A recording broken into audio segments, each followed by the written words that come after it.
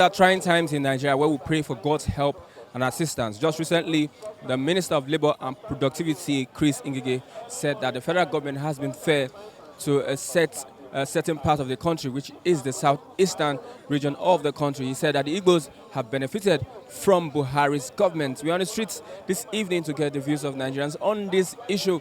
What do you think?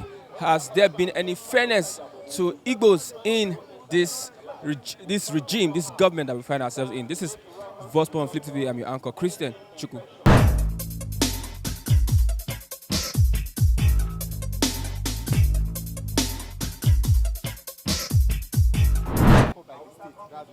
Well, what is the cause of this trouble today in Imo State? If they have treated them good, they wouldn't have been having these separatists talking about Biafra or talking about, what do you call it, ESN. No, that wouldn't have come in. And now a lot of people are being killed. If you go to Owerri, from the news we are reading and from people we are talking to, a lot of people have been killed. They say the mortuary is filled up now. In Imo State, Owerri, the mortuary is filled. Every young man is running away from Imo State. How can you say APC have favored them and at the same time killing them? Does it make sense? But every state in the southeast is represented in the Federal Executive Council. In what way? Every minister, at least, a state has a position. What is the position of those ministers towards their own people? I don't know. If you call the people to grade him now, 0. Because his representation is not favoring them. But he feels that he's favoring them. In what way? What has he done to favor them? That is the question we will ask him. You understand? I believe in one Nigeria till tomorrow. And Nigeria will stand. This is the time of God, time of trouble. We must go through the trouble of God in order to come back. It has happened many years, even from the prophecy we received from, as God said, He said, Nigeria, England, America and China are in trouble in the hand of God. That was about 2 years ago. What happened? From China, we have coronavirus. America, the same thing. England, the same thing. Nigeria, having problem. That is a prophecy of 2 to 3 years ago from, as God said, from a man called Sia Blessed. Sia Blessed? Yes, of God said. He said it 3 years ago, and now it's happening. So what is happening is the anger of God. All we need to do is to return back to God, and God will heal our land. It's not a matter of I have muscle, I have guns. At the end, God will bring everything to order. Nigeria is a good country, which all of us belong to. You cannot leave Nigeria with boundary. You live with Nigeria without boundary. About the ban on grazing, open grazing, I think we should reason about it. We are no longer in the archaic world where you will carry cow from here to Ibadan. No. And destroying people's livelihood. Is it okay? It's not okay to destroy people's livelihood for the fact that you want to benefit yourself. No. There should be ranches where people will ranch their cow, goat, like Obasanjo farm. Even the president said, when they asked him the question, what will you do? What did he say? He said he's a farmer, he have cows too. Does his cows move from one state to another? No. You know that he have them in a place and they are well feeded. And those ones will produce more meat and bring more nutrients to human being.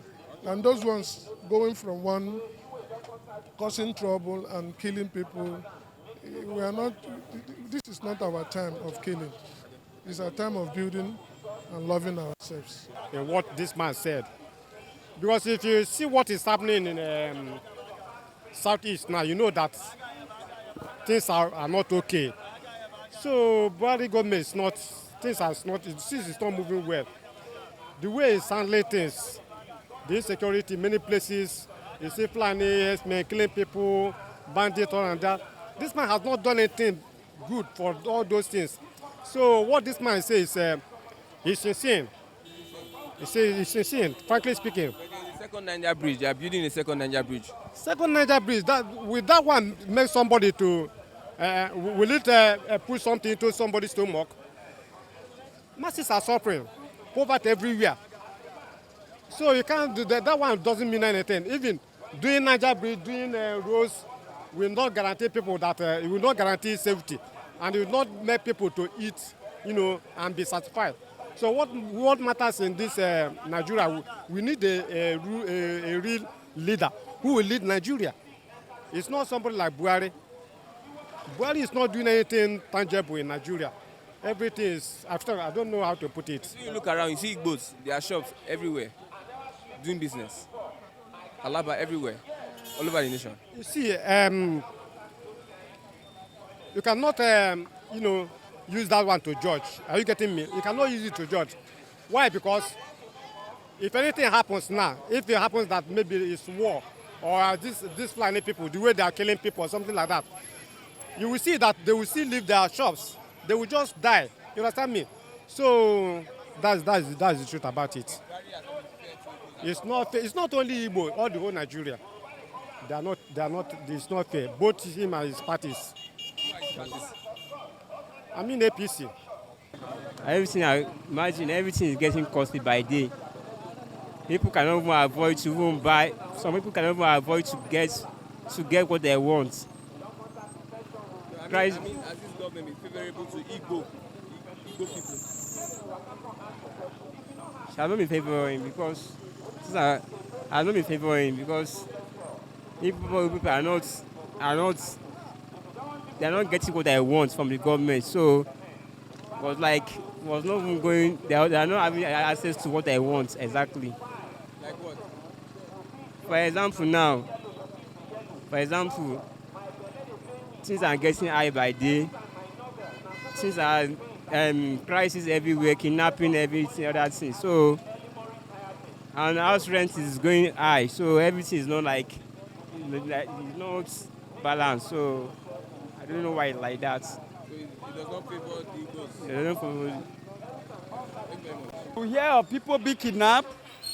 Houses being, villages being invaded by herdsmen, bandits, and people are being killed on a daily basis. And there is a government.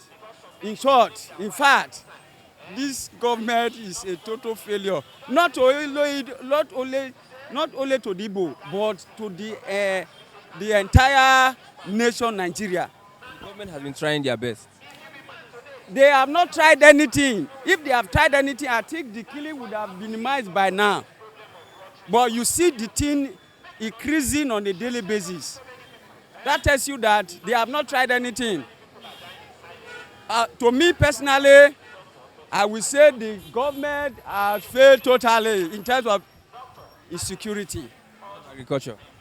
In terms of agriculture, well, if their people are not going to farm, who are the people going to farm? These not people that are in Lagos. People that are in the rural area. These are people who go to farm to bring this product that we eat in Lagos.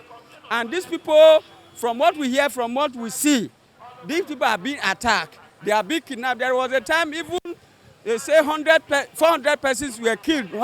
Farmers were killed. These are the people that will bring food, and these ones are being killed. What about the ones they drove from their community? How can they go to the farm? How can they go to the farm? How can they bring product for people to eat? In terms of agriculture, where people are not producing, then the government have done nothing in terms of agriculture. If people can produce food from the farm, then maybe what the government is doing that is making them to be able to bring food to the urban area for people to feed on. But now, nothing is coming. You can see that the food has increased in price. If you go to the market now, a rubber of garri that they sell 700, 800 is 1,002, 1,003.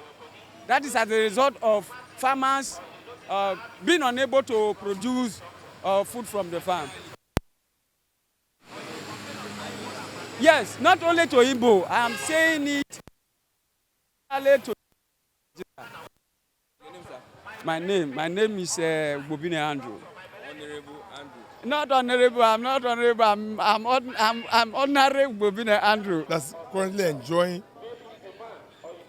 the office of federal government by virtue of being an APC man and by virtue of being a minister from the Igbo speaking state. Because the constitution says there must be minister from every state of the federation. That's what the constitution says.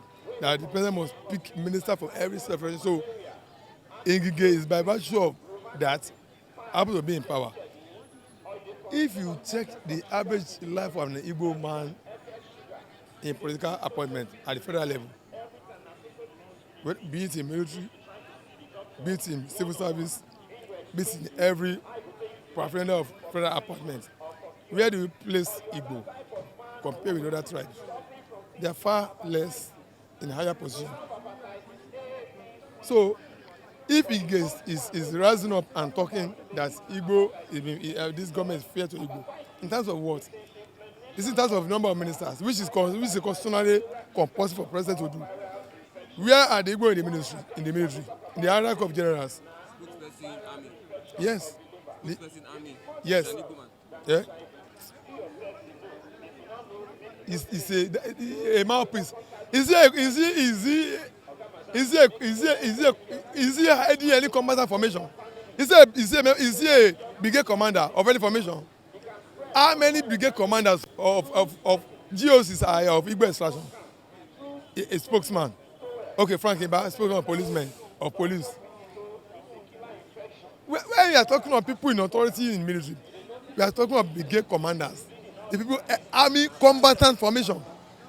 That are commanding combatant formation of the military. Not administrative offices, personal office, accounting, medical, education, personnel, engineering. Are those on combatant formation? If that's well, would they be? Are they occupying commanding position of authority whereby they can deploy forces, deploy troops, commanding troops? They are not now.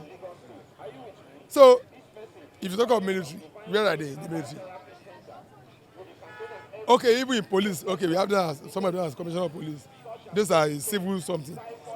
In strategic arm of the federal appointment, they are nowhere to be found.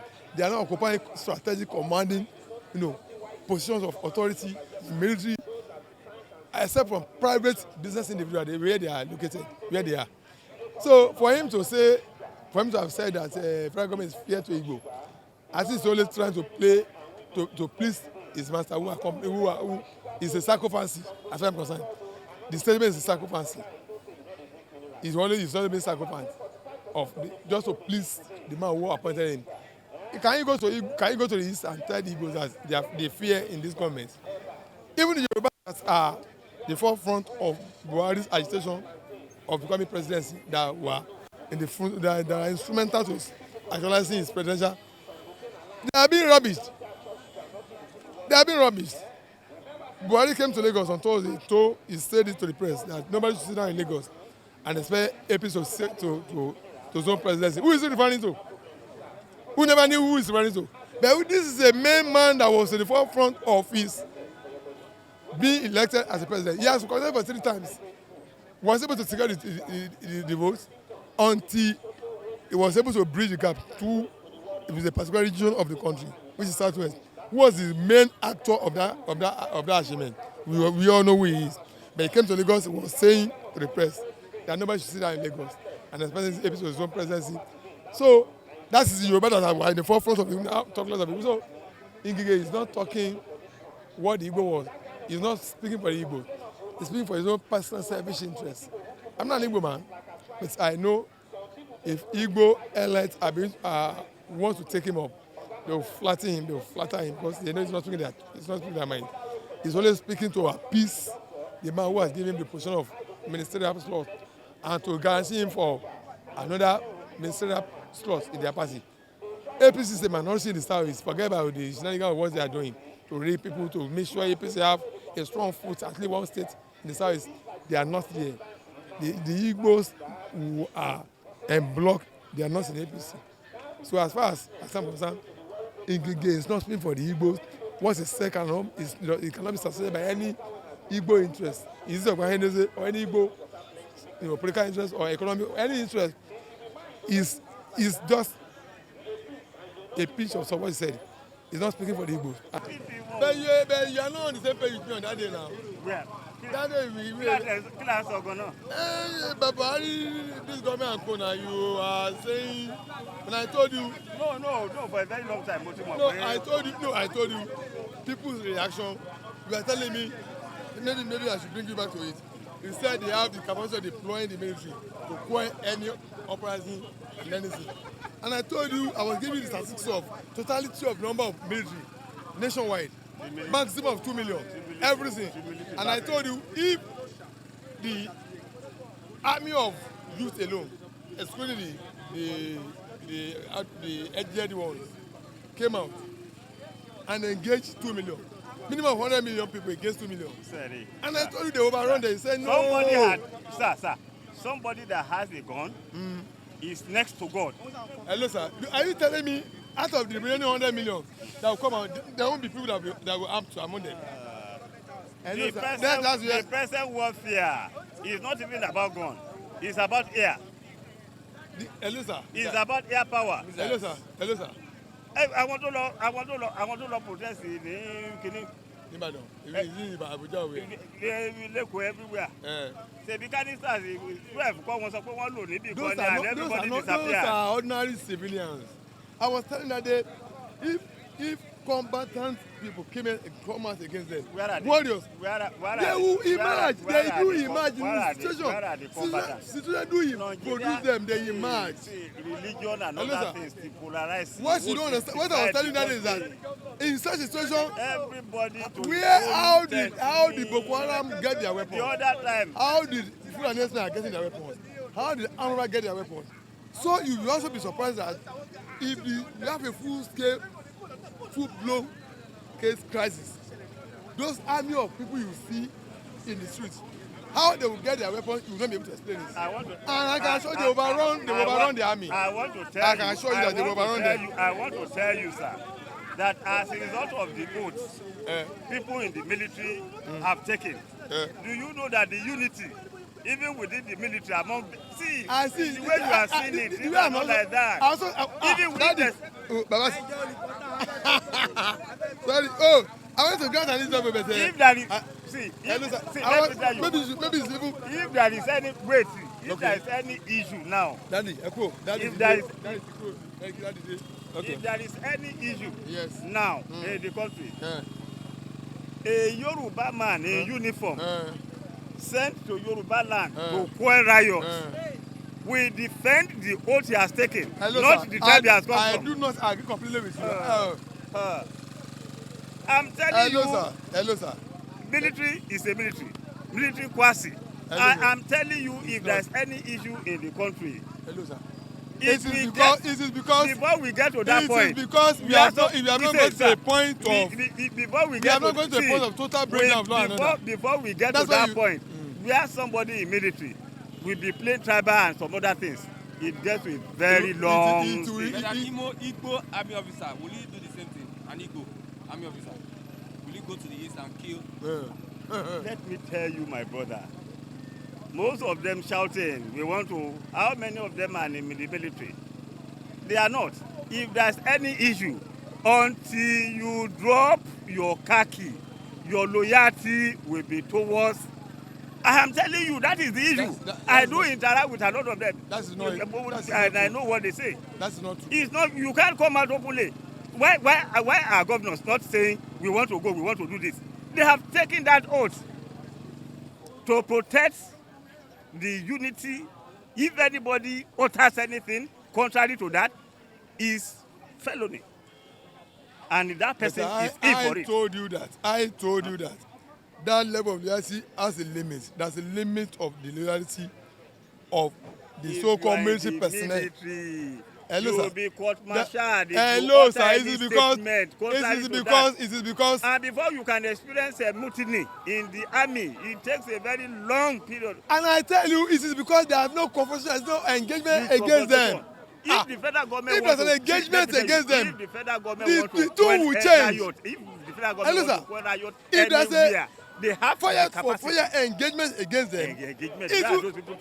How come in the east where the Igbos, okay, forget, don't let me see use the word Igbo, the unknown government are storming police stations and bombarding police stations. Wait. Government do not want to confront with force. Hello, sir. When you have a husband and a wife, there's a limit to when you have children in a family, and you have the husband quarreling. If the husband still sees certain qualities in the wife and do not want the wife to go, he will not adopt something that will take the life of the wife.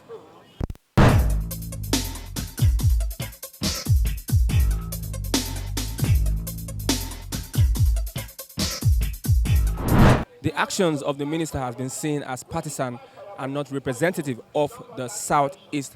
Nigerians have spoken and have said that he is speaking for his master, not for the people. You can still place your comments on this issue. What do you think about the statement of the Minister of Labour and Productivity, Chris Ngige, saying that Nigeria has been fair to the Igbos in this Buhari'S regime? I'm Christian Chiko. This is still Vox Pop on Flip TV.